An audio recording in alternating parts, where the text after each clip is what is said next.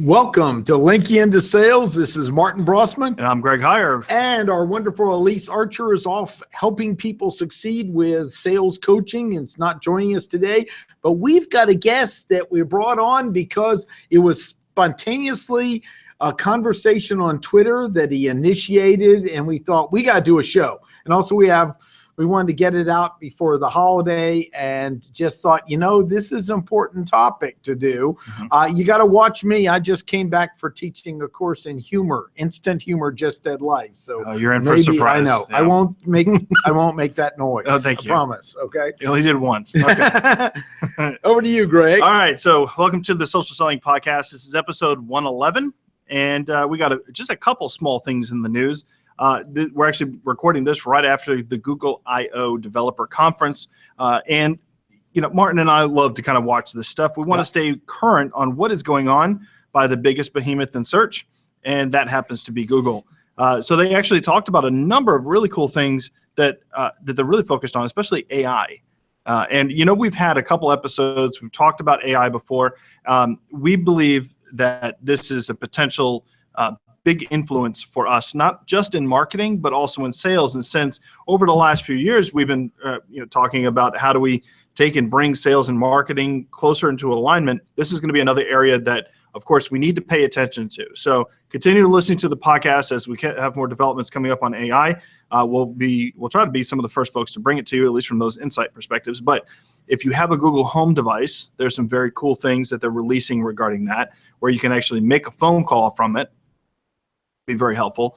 I know one of the things that we're going to be looking into is how can we use a Google Home or Google Alexa in a B2B sales environment? And how can we use it on an inside sales environment, or how do we use it in field sales? So just stay in tune about what's going on there. It'd be really great if we had an Alexa skill they could listen to with biz sales tips. Yeah, to get you started. To get you started with it, if you have an Amazon Alexa, which 70% of the Amazon owns about 70% of the market share with regards to the Amazon Alexa, go out to Amazon or go into your Alexa app that's on your phone and enable the social selling tip of the day skill. And every day I will read you a tip and give you a fun tip. It takes about 2.5 or 3 minutes to get through. But I promise you, I try to put together some very relevant information to give you some actionable insights that you could take forward for that day or even for the week. Excellent. So let's talk about our quick sponsor. Yes, our sponsor is socialselling.training, where we have outstanding online training. We're always building out new. We have a fundamentals of social selling that's in progress being finished out to be available to people. Anything else you want to add to it? And then if you need some fundamental training on your social selling routine, we have a cool course out there for that. Please do. And then we're also working on revamping the LinkedIn profile course, which I think after our interview with Coca Sexton in episode 110, we have some very insightful perspectives and some kind of change in perspectives of what we're going to be bringing into that particular course. Anyone who has already registered for that, back when we had our big push, you're going to be able to get access to that brand new course here as soon as we get it finished up and published. Free. And it'll be free. No additional charge for that. Also, as with any course we do going forward. So if you buy a course, you get a free update. Also, we want to thank NC State. We both were teaching at NC State Technology Training Solutions. Greg was teaching analytics, and I was teaching the social media management class as well. So thank them for using their facility here. You see the beautiful pictures in back. And last, I just want to mention Greg and I are available for speaking and training events from LinkedIn to social selling. So if you're interested, go to Linking into Sales and you'll find out more about that. You can bring us live to your area to talk, train, and speak. Because it would be pretty bad if we were dead. Yeah, it would be. Yeah. Yeah, I smell a bit. Yeah. Anyway, go ahead. Cracking jokes. Why am I cracking jokes? Yeah. All right. So, so we have a fantastic guest, and it's kind of an interesting story on how we came across this because he actually reached out to us and said, "I think this is a good topic. We should really talk about this now. Did you see how many views this got?" And we're like, "Yeah, we should probably talk about this because the way you kind of presented it, you hit a string." He social sold us this time. We got social sold. Yeah, so definitely. So Scott Ingram is the host of the Sales Success Stories podcast. And we're very, very happy for you to be able to take and join us today. Thank you for reaching out to us and asking to come on to the show. Of course, this is a very, very relevant topic, but a little bit about yourself, and then we'll let the listeners in on what's going on and why you're on the show. Yeah, absolutely. Let me tell you just a little bit about me. Guess I'm getting a ton of feedback. Oh. All right, I think better. So quick bit about me, and then I'll tell you the story behind this little status update that really went viral on LinkedIn. So I'm a strategic account manager. So I'm a salesperson in my day job. Kicked off this podcast here about 6 months ago. That's 100% focused on people who are at number one or top 1% in active individual contributor roles. I listened to a lot of sales podcasts, yours being one of them. A lot of good content out there, but wanted to really get to the folks that are really doing it and having the most success and digging deeply into their story. So that's kind of the story behind that. But I had an experience actually almost exactly 2 weeks ago. We're recording this on a Monday evening, so it was a late Monday. And I came across about 6 LinkedIn invites in a row that every single one of them was, "Hi, Scott, I'd like to join your professional network on LinkedIn," or whatever that standard canned message is. And I thought, this is insane. And I was in a bit of a mood. So I just posted a very, very short rant and put kind of copied 3 times, just said, no, if you're willing to take 10 seconds to personalize that invite, then that's not the right kind of beginning of a relationship. And I just said, this is driving me kind of crazy. Here we are 2 weeks later. That dang thing has been viewed over 750,000 times, has been liked and commented on over 3,500 times.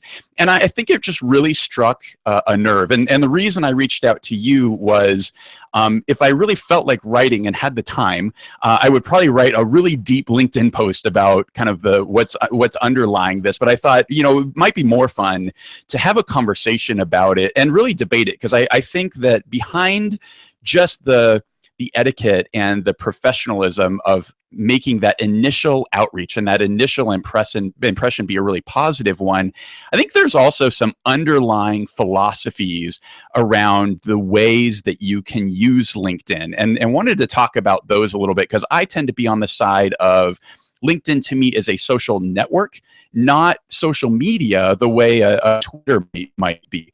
Right? In that I really want to have a real relationship with people that I'm connected with on LinkedIn. And there's pros and cons to that approach, and wanted to kind of talk that through.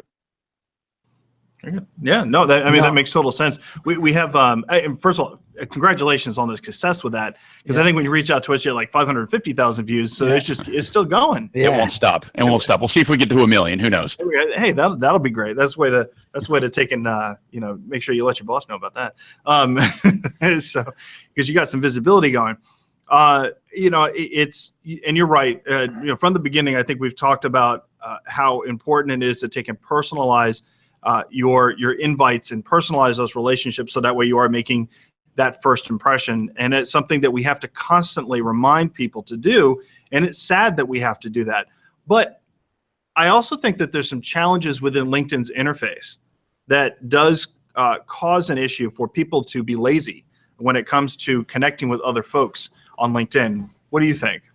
Oh, for sure. So I think the one thing, and the biggest complaint that I got in those comments is, well, on mobile, there's no opportunity for me to personalize that invite. And Greg, you've actually written a great post about exactly that. Here's the thing. Part of the issue is, I think, in the interface is LinkedIn makes it too easy to generate that canned invite, because that canned message is happening every time you just hit the connect button next to somebody's name and you're scrolling through a list. So I feel like, one, that just, it sets up the wrong impression, right? To me, a click or a tap does not begin a relationship. And if you think about the person on the other end, you may be putting them in a situation like I do, where that may create several minutes of due diligence for them. They're like, oh, well, somebody wants to connect with me. Well, let me look at their profile. Let me understand who they are. But I find in most instances, those people haven't even looked at my profile. So I think the right way to do it, and Greg, as you've pointed out in your article, which I'm sure you'll link up in the show notes, is when you're on mobile, if you start on the person's profile, it's kind of hidden, but there's 3 little dots in the upper right-hand corner. If you hit those dots, it'll say send personalized invite or personalized invite, and that's where you're able to send that message from. So there's 2 things there. One, any connection request, you need to start by looking at their profile. Make sure that you understand why you're wanting to connect. And my suggestion is just say why. Provide that context. Why are you reaching out? Did you hear them on a podcast? If you're listening to that podcast, great. I want to know that's where you came across me, or, how did you hear of me in general? What do you think the value of that connection is? And it doesn't have to be War and Peace. Some people have complained, well, gosh, why would I spend all this effort? It's not all about you. Well, no, it's not, but it doesn't take much to stand apart and stand above the generic invites. And again, we're talking 10, 15, 20 seconds of effort versus one tap, and the impression is night and day. Well, one thing to me, Scott, is if you're running that fast, you're pretty much shoveling a commodity, and this isn't the way to shovel a commodity. That's just should be a Google pay-per-click ad or something like that.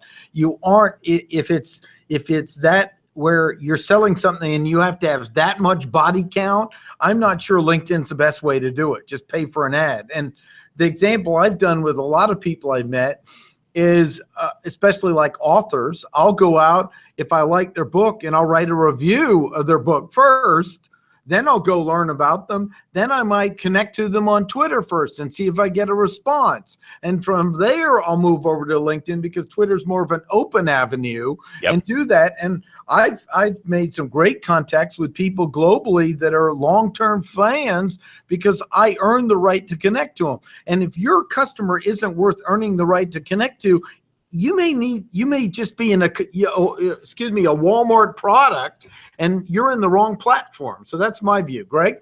Yeah, no, I totally agree. I think there was a comment in there which you kind of alluded to when you're just talking there, Scott, that if someone said, I guess the ROI of creating that invite and personalizing it and basing it on how much they're actually paying to use LinkedIn on a regular basis. I thought that comment was extremely cynical. I won't call out who that person was, and I can't remember her name or anything like that. But I was like, "Are you serious? Is this?" Yeah. Well, there's. I think go ahead.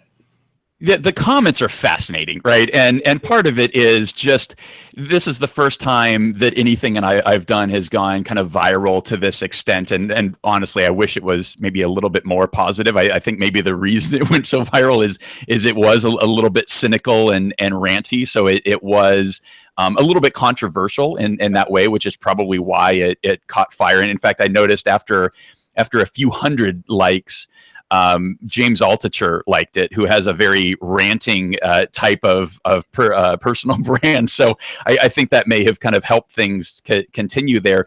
But just in terms of who it brought out was kind of interesting. But I think you have to really look at this holistically, and I think it makes sense to be intentional and think about, why are you using LinkedIn and for what purpose? And I found an article talking about Keith Ferrazzi, who wrote a networking book years ago called Never Eat Alone. And apparently he recently did, in the last few years, he did an update of that. And he was talking with Reid Hoffman, the founder of LinkedIn. And Reid's like, "You're doing this all wrong. This whole connecting with everybody." Actually, I've got a quote for you. Let me read this to you. Reid says, "LinkedIn is a closed network, and for a very simple reason. For the network to have value as an introduction tool, the connections need to have meaning." And so my approach to LinkedIn, right or wrong, right? But my approach is there needs to be some type of real underlying relationship there, such that, Martin, if you reach out to me and say, "Hey, Scott, I see that you're connected to Greg on LinkedIn. I'd love to meet him. Here's why." A lot of times, if you take that more open approach to LinkedIn and you connect with everybody, my response would be, "Oh, I don't really actually know Greg. There's no value in that." I think the more you are particular about who you're connected to, and Martin, to your point, my average transaction is over 5 figures. So, it's not transactional. I don't need tens, hundreds of thousands of relationships to be successful. I need a few hundred really strong ones, and I've got all the opportunity I need. So it's worth taking that effort and building those relationships and just taking that bit of time. And again, I'm not asking for anything massive here, right? This is not hours of research and study and everything else. It's just that small little bit that you take to personalizing that invite and putting yourself in the other person's shoes and helping articulate what's in it for them. Well, some of what made it confusing is there are a lot of people called lions out there, and I hate to pick on them, but it is one of my favorite things to pick on, and it's called LinkedIn Open Networkers. And my kind of view on it is it's sort of like, I'll connect to you if you can fog a mirror. And I'm not sure that's, it's a strategy that works for people who are impressed by large body counts of numbers. But what I've tested over the years, being on LinkedIn since 2004, is if I ever ask them for help or try to build a relationship, they'll literally say, sorry, I just have too many connections to help. And I'm going, isn't that kind of karma coming back on you, that you have so many warm bodies connected to that you can't help anybody now? And so I do want to say that, because people see that. They'll see, they'll put up in their name 25,000 contacts, LinkedIn Open Networker. And I think that's more of a sleeping disorder than a marketing strategy. And I'm sure I'm going to offend someone. I kind of hope I do, because I want them to pay attention to it. Well, and again, I can easily see how you fall into that trap, right? The idea is, oh, well, if I'm connected to all of these people, then that's so many more people that are seeing my message. The flip side is, when I look at my LinkedIn feed, it has a lot of meaning. I know who the people sharing what they're sharing. I know the story behind why they're probably sharing that and why that's relevant for them. And I get those insights into their lives. I have to believe that if you have thousands of connections, tens of thousands of connections, your feed is useless. It's just noise. You could be reading any random thing. It's not contextualized to the people who you care about and really have a relationship with. And I think and I hope that LinkedIn is onto a good track here. I saw a LinkedIn product manager was asking, I think it was actually the product manager who manages the feed. His job is to make sure that the feed is valuable. And he was asking, hey, if you had the option to select certain people in your network where you said, yes, I always want to see updates from this person, that would be amazing, because the algorithm has its challenges, right? And there's certain people, and for me, Sales Navigator is a big tool to help with that, because then I can build sort of that lead list of my clients and prospects that I want to make sure that I'm absolutely on top of and not miss any of this. Being able to enhance that in the LinkedIn feed, and it just not being a bunch of noise that's not going to add value. Yeah. So that sounds like a feature that actually Facebook has, if they're considering actually adding that feature into LinkedIn, where you can take and have certain people, certain connections actually appear top in your feed. I have it actually set, believe it or not, Coca was actually talking about it in the last episode, Coca Sexton, and I have him set so that way he's the first thing that I see. Him and Gary Vaynerchuk are the first two guys that I see when I open up Facebook. And it makes a huge difference. And also actually unfollowing folks that talk too much about politics, that helps. Thank you, Facebook, for offering that. I wish, but going to the feed, when we were talking with Coca Sexton in the last episode, he did mention that the way that kind of LinkedIn is structured is that they have a product owner for the feed, and they have a product owner for groups, and they have a product owner for your profile, and they have a product, and so on and so forth. And they kind of work in silos to a degree. So it would make sense that having a product owner come out and actually say, hey, would it be helpful if you saw only the folks you wanted to see, in your feed, if you could select those folks and who they are, then that would be, that might be helpful.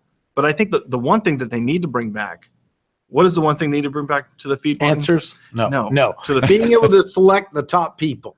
No, the chronological order. I know. Yeah, that's what you meant to say. That's what I meant to say. My dyslexic.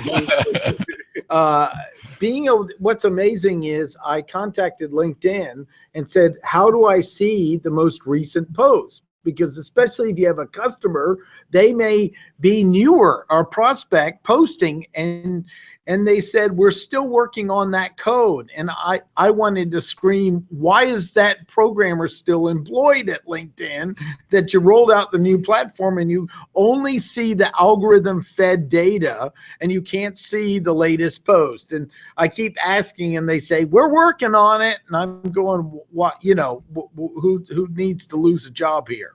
Yeah. But that's one of the things that you have to watch for. It's definitely frustrating, right? I try and check in with LinkedIn, maybe twice a day, and it's redundant. I'm like, okay, I've seen 30% of these posts before, right? Give me the stuff that's new and particularly those that I'm most interested in. So, it helps if at least you're focused on people that you have real connections and real relationships with. But I'm totally on the same page, and that was the value. I guess even Twitter's moving away from it, but the fact that Twitter, at least it's in order, and I know I'm not missing anything because some form of AI decided I don't necessarily need to see that. Yeah.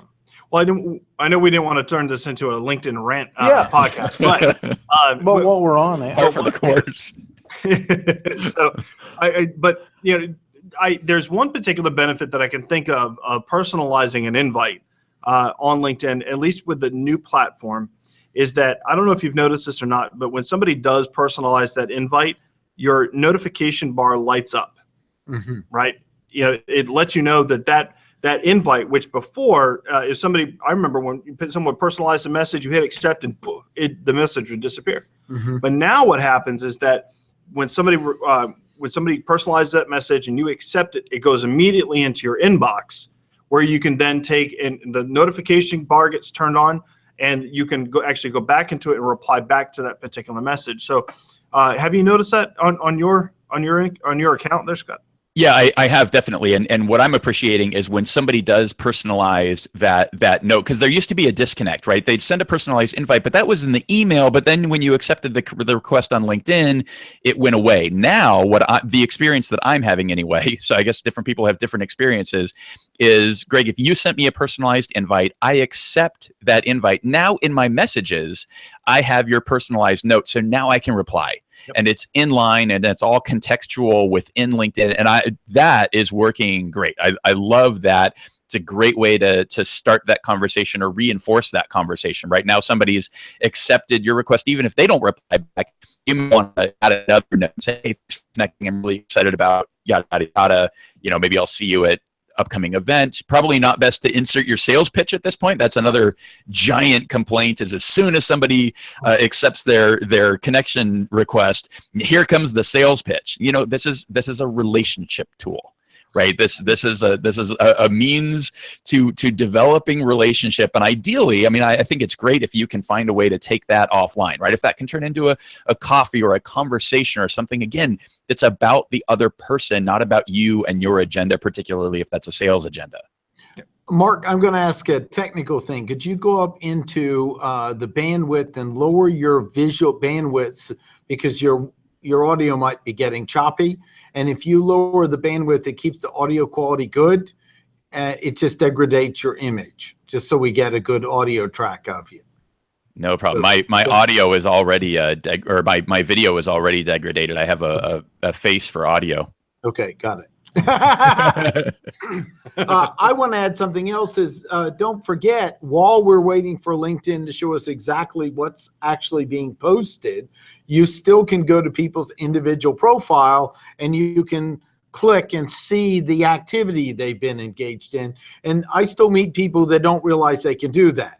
It does say you looked at their profile, but it doesn't say what you did when you went and looked at their profile. So that's important. You can see how they've engaged. Have they been on for a while? And that's important information if you're following someone.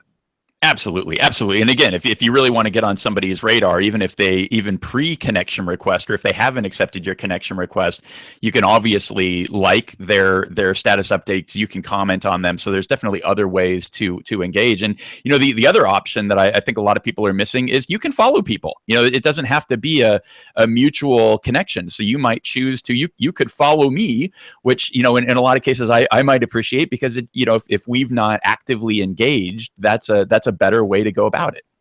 That's such a good, important point, because if you're slowing it down, I could follow you. I could watch your post, see if I have an authentic comment to add, not just a like of everything.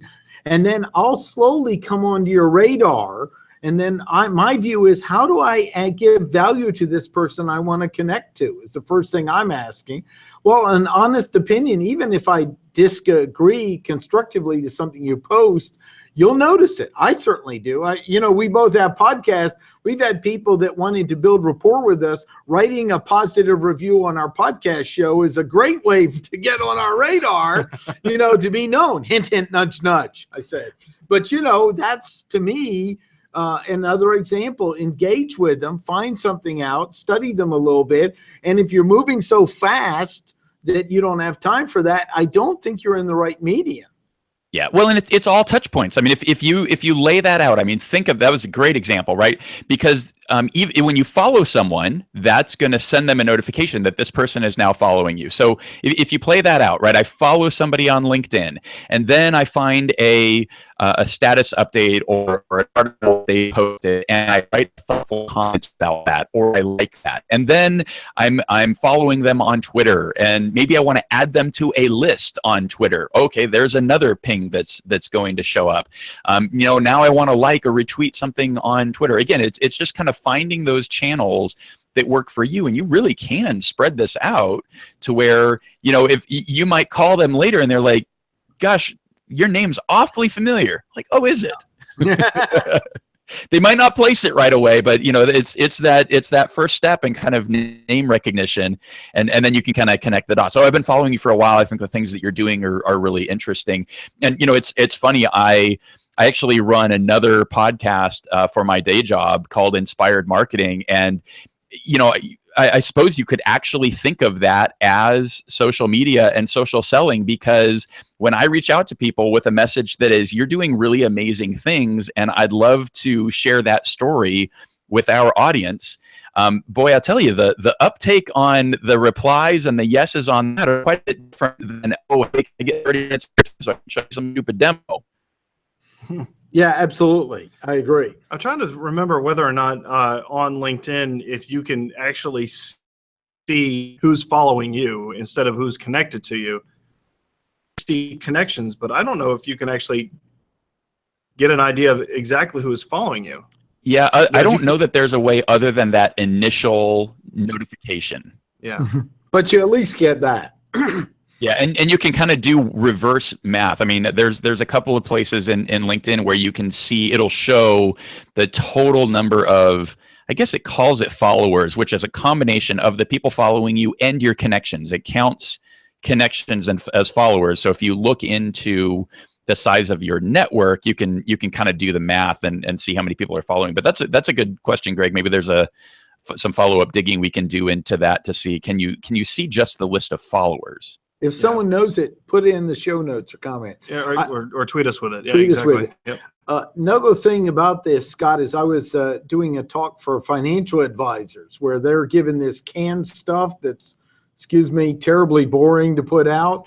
And just reminding people that engaging and following and commenting is often as valuable, if not more, than you pumping out content. I think we got to the point where there's some rule you should be cranking out noise on a regular basis so much, and then how do we automate that? And I asked how many people are racing to LinkedIn to see the financial advisors canned content that was compliance approved. And of course, no one in the room raised their hand, but some were doing it. Well, I think, go ahead. I think the end of the day is it's about being human and about creating real relationships and finding ways. So, I mean, I've been on Twitter since the very, very early days, and Twitter was very, very different when it started. Now, here's the way I feel about Twitter. It feels to me like Twitter is this giant, raucous, like loud stadium. A lot of people trying to get the message out. So the approach everybody seems to take is, okay, I'll take some earplugs and I put those in, and then I'm going to put my noise canceling headphones over that, and then I'm going to go in there and I'm going to scream louder and see if I can be heard. and it just creates more noise, and there's nothing really there. And I find the only thing that really works in Twitter anymore is individually engaging. Yeah. Right. Like reach out to an individual, start a conversation, reply to something that they've talked about. And that's what we're looking for. The reason we put ourselves and our thoughts out in social media is we're looking for feedback. We're looking for engagement. And I think the challenge is nobody's actually reading on the other side. It's if we tweet into the stadium, does anybody actually hear it? Yeah, which is my point.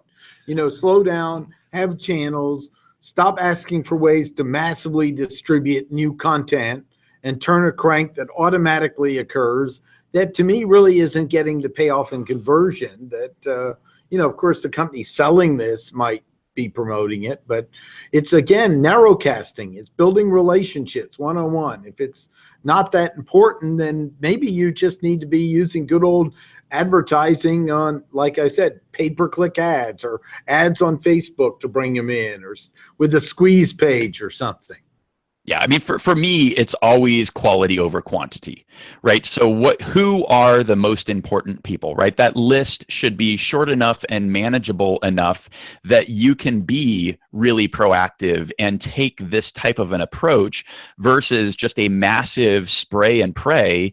And I think we're finding more and more that's just turning everybody off. We're so sick of the massive generic, undifferentiated, unpersonalized, irrelevant messages that are coming our way. And the beauty is, it's because of that, it's getting easier and easier to stand out in a meaningful way when you show, hey, I'm an actual freaking human who took the time to figure out who you are and what matters to you. So I just want to point out that only all-stars listen to this podcast, and all the other folks that are going to be reaching out and trying to sell that way aren't listening to this podcast. That's right. So it's perfect. So we want to make sure that we're actually showing folks that reaching out in a meaningful way is the most important. Is the way you do stand out. I think that when you do personalize that message or have those conversations one-on-one on Twitter, you're going to create the best relationships. If anybody who, like, I started, my life actually began in retail. My father owned a sporting goods store in Rhode Island, a Main Street sporting goods store. So I grew up in retail. And if he could not have a good relationship with his customers, then that business would not have stayed in business for 21 years like it did. But even then, he didn't have social to rely on. He had his network. He had he had a number of other things too to help him kind of keep the business going until then. The big loud noisemakers started to come in and push him out the door. But like Walmart and Sports Authority, at least at that time. Now look what happened to Sports Authority. Walmart, you're next. But when we're looking at Twitter, and yes, you're right, Twitter is a very loud and noisy environment. They're starting to change. They really are. And I think more and more people, hopefully, they're starting to figure out how they could really use Twitter.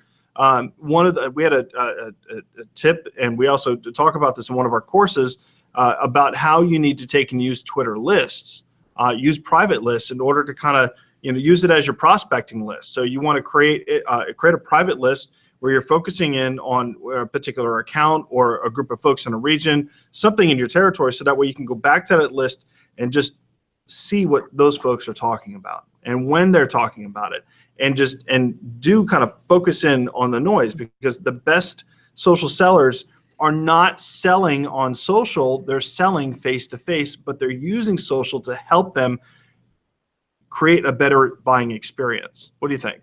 I think that was the perfect articulation. I think that's something that's missed in a lot of places, right? It's that distinction that social is enablement. It's helping you connect and build relationships and get more context that, man, we couldn't have before. I mean, it's interesting to contrast now to 15 or 20 years ago. There's probably more channels, but there were different channels back then. We don't use fax anymore. We don't use pagers and beepers anymore, but those were channels. And now you've got so much more information at your disposal, and it's just taking advantage of what's there and using it as an opportunity to learn and know how to prioritize. That's what we didn't have before. But before, you were in the dark. I mean, gosh, maybe they were featured in the business journal or the newspaper, and you had a little bit of a glimpse of an insight, but you didn't know every other place that they'd worked, and you didn't know who else they were connected with and had relationship that might be able to introduce you. So I think all that's for is to augment your ability to connect and build but you use all of the channels. So you just find where are your buyers. For me, I'm a B2B sales guy. My buyers are predominantly on LinkedIn. For me, I mean, I made a very, very personal choice. A couple of days ago, I deactivated my Facebook account. Just because for me, it's a black hole of distraction. Right. And I stopped this. I started disengaging years ago, right? Because I just saw that. I was like, you know what? There's not enough for me. And certainly not gospel for everybody. For me, there just wasn't a high enough return on the amount of time and energy it took to make it really work really well. So I backed off more and more and finally got to the point where I just want it gone completely. And I focus on the channels that work for me, which in my case is by and large LinkedIn. Now, I engage with marketers, so sometimes marketers tend to be a little bit more active on Twitter. But even that, I'm finding even Twitter, for me, which is a channel that I really fell in love with in the early days, really has diminished value. And you have to find what works for you and apply all of them. I'm a big believer in mobile and text communication. If you can build enough trust and enough relationship to get permission to use that channel. I don't recommend, hey, you go find their mobile number and now start texting them as another way, right? You have to have enough there that you can create that type of relationship and depth of trust. And Martin, to your point, the value that you're bringing. Am I valuable enough to you that you're willing to hear from me and allow me access to some of these more personal channels for you? So for other folks, maybe Facebook is that personal channel and you're looking to gain that access, and that's great. But for me, I sort of made that choice of I want social to enable me and empower me, not distract me and defocus me and make me less effective in my role. You had actually an interesting point there about how, before we did not know what someone's job history was before you met them and all those other things. You actually had to have a conversation with them in order to find out that information. And I think that to a degree, it's possible that these social networks have kind of screwed up the whole buying process, which is why we have to go back and kind of relearn how to use social, because it's a tool that either you could choose to use it or you don't, which you did, or at least choose which tools you want to have in your toolbox, right? And basically figure out how do you best go forward using these tools in particular. So I hear, I keep on, there's some articles that people have been publishing saying that even Facebook is starting to kind of crawl into that B2B, the B2B buying process a little bit. And more and more folks, even like millennials, for example, are starting to move into more leadership positions, and they're using Facebook in order to help influence buying decisions. And I go back and I look at the feed and how Facebook is currently structured, and I'm just having a hard time really trying to wrap my head around it. I don't know why, but maybe it's because I put a clear line really between professional and personal, that Facebook is my personal place where I can go share pictures of the kids, see what's going on with other family members and things like that. And I really personally don't want work there because I need that separation. And I hope that that millennials that enter into a sales leadership really understand this and take some of these lessons that we have that we've learned from starting in social and actually using it and kind of setting the foundation for it. That we don't end up trying to sell everybody everything on Facebook all the time. Well, I want to add one more point to it. It's the what I notice is when people go from the in-person world to the web, they forget a lot of etiquette. It's like, oh, it's okay to be a jerk, or oh, it's okay to go back to old bludgeoning interruption advertising, and really reminding people we're in the world of building relationships and earning the right to be in people's attention, because that's what's most expensive to all of us now. And you even said, you come and ping that. Now I've got to take the time to figure out who you are. You've already anchored in a negative experience to me. I don't necessarily want another negative experience. So really thinking from that perspective of, hey man, every touch is demanding something of their attention. Slow down and think about that. And is that worth their attention? Years ago, I said, if you could create content where it'd be worth your customer walking across the street to see it, then you've hit the gold mine. At least thinking from that perspective. And I still think that's relevant. Yeah, well, at the end of the day, I think it comes down to being really intentional about how and why you're going to use these tools and having a strategy around that. And I think too often we just sort of fall into them. I should be on Snapchat. I should be on Instagram. Well, for me, I will look at those and take the time to understand, does this fit in? Is this where my buyers are? Are they engaging? Does this fit my personality? For me, again, I don't take a ton of pictures with my phone, so yeah, maybe not, right? And just instead of, oh, well, I'm here, I guess this is what I'm supposed to do. Really just taking, and we're not talking a huge amount of time, but just take a little bit of time to think about, how am I going to use LinkedIn? And how am I going to be more human and more authentic and more professional and just be a good person and create good experiences? I mean, because you're part of the user experience. It's not just the UI and the changes that LinkedIn's making there. It's also the behavior and the way that we're using these tools to be effective. And so just thinking about all of those things and being intentional. And I think also being very mindful of, how am I going to make sure that this doesn't take over my life in a bad way? You can go into Twitter, you can go into any one of these social tools and just get sucked in, and decide, I could spend the rest of the week reading the internet and maybe I'll get a little bit smarter, but really I'm probably not going to be doing any real relevant work that is making a difference and moving my opportunities forward. So, just be intentional, have a strategy, and then go execute that. It's simple as that. Yeah, exactly. So, we're going to go and wrap up here, but so what would you say, like the main thing that people should absolutely remember about sending an invite to connect on LinkedIn or to connect with somebody on Twitter?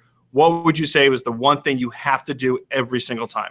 Yeah, easy process. Start on the profile page, learn about the person that you're wanting to connect with, send a personalized invite with a short note about what the value for them is to connecting with you. That's it. Excellent. That was excellent. What a great way to end on it. Very good. Very good. So Scott, tell us a little bit more. Where can folks connect with you? Should they decide to now? Obviously, they're not going to fund you on Facebook. But if you want people to connect with you, where would you like for them to connect with you?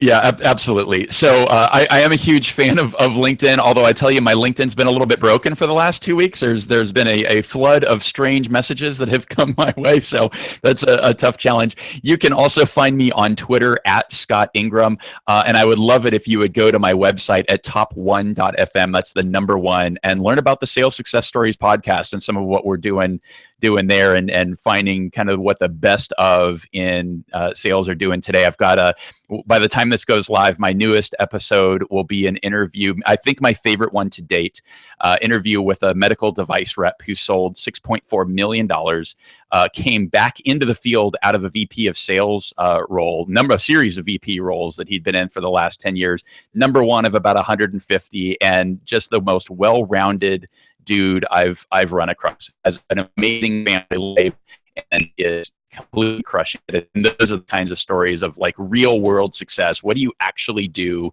in this day and age with all of these social tools and all the different things that you have at your disposal to be successful? So top1.fm, or if you're in your podcast app right now, just do a quick search for sales success stories and subscribe there and give us a listen.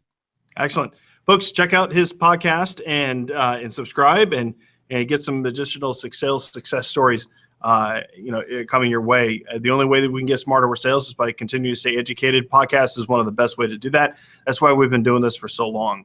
And how can they learn more about our stuff? Well, yeah, right? we have a whole bunch. So let's go ahead. We're going to wrap up here. Scott, thank you very much again for joining us. We really appreciate that. And we'll look forward to actually interacting a little bit more on LinkedIn as soon as your stuff is unbroken. Yeah, well, we'll also put in the show notes. I'd love to put some of these long links in there so they can add to it and see it as well. So check out the show notes on linkingintosales.com/podcast. You'll find all our shows there. And also they can find us on Stitcher.